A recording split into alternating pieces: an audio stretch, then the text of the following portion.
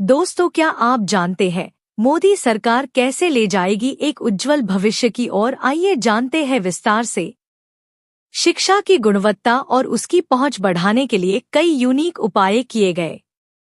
प्रधानमंत्री विद्यालक्ष्मी कार्यक्रम के माध्यम से सभी शिक्षा ऋणों और छात्रवृत्तियों के प्रशासन और निगरानी के लिए एक पूर्ण रूप से आईटी आधारित वित्तीय सहायता प्राधिकरण की स्थापना की गई।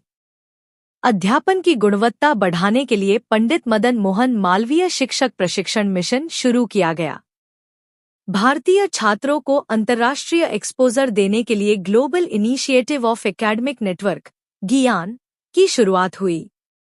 इसके तहत देश के उच्च शिक्षा संस्थानों में गर्मी और सर्दी के अवकाश के दौरान पूरी दुनिया में सुविख्यात शैक्षणिक और वैज्ञानिक संस्थानों की जानी मानी फैकल्टी, वैज्ञानिकों और उद्यमियों को आमंत्रित किया जाएगा। ऑनलाइन शिक्षा को सक्षम बनाने के लिए स्वयं बड़े स्तर पर मुक्त ऑनलाइन कोर्स MOOC को बढ़ावा देगा। नेशनल ई-लाइब्रेरी शैक्षणिक सामग्री और ज्ञान के स्रोतों तक सार्वभौमिक पहुंच को बढ़ावा देगा। शाला दर्पण एक मोबाइल टेक्नोलॉजी है जो अभिभावकों को स्कूल से जोड़ती है ताकि वो अपने बच्चों की प्रगति की निगरानी कर सकें। उड़ान बालिका शिक्षा के प्रति समर्पित है ताकि छात्राओं के प्रवेश को बढ़ावा दिया जा सके। ईशान विकास का मकसद पूर्वोत्तर राज्यों के चुनिंदा स्कूली विद्यार्थियों और इंजीनियरिंग छात्रों को उनकी छुट्टियों के दौरान IIT, NIT और IISER से जोड़ना है। USTTAD ने परंपरागत कला और शिल्पकारी में कौशल और प्रशिक्षण को बेहतर बनाने की मंजूरी दी है। इस योजना का उद्देश्य परंपरागत कारीगरों की क्षमता को बढ़ाना, परंपरागत कला और शिल्प का मानकीकरण, उनका दस्तावेजीकरण और उन्हें बाजार से जोड़ना है। स्किल इंडिया को प्रधानमंत्री मोदी कितना महत्व देते हैं, ये किसी से छिपा नहीं है। सरकार ने हमारे युवाओं को सशक्त बनाने के लिए तत्काल एक अलग कौशल विकास मंत्रालय का गठन किया। अभी तक विभिन्न कार्यक्रमों के तहत 76 लाख युवाओं को कौशल प्रशिक्षण दिया जा चुका है।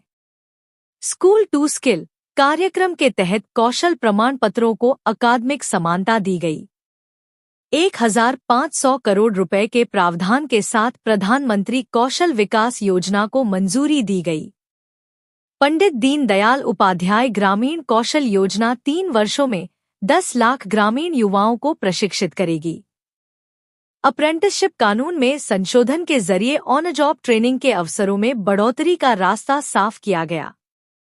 सरकार अगले 2.5 सालों में 50% स्टाइपेंड शेयर करके 1 लाख अप्रेंटिसशिप को समर्थन देगी। सरकार की योजना है कि मौजूदा 2.9 लाख के मुकाबले अगले कुछ वर्षों में 20 लाख से अधिक अप्रेंटिस देने की है। राष्ट्रव्यापी अवसर उपलब्ध कराने के लिए नेशनल करियर सेंटर की शुरुआत हुई और एक स्थान पर सभी ऑनलाइन सेवाएं मुहैया कराने का काम करेगी। ये केंद्र युवाओं को करियर संबंधी उपयोगी सामग्री और स्वमूल्यांकन के साधन भी उपलब्ध कराएंगे। युवाओं के लिए सलाहकारों का एक नेटवर्क भी उपलब्ध होगा।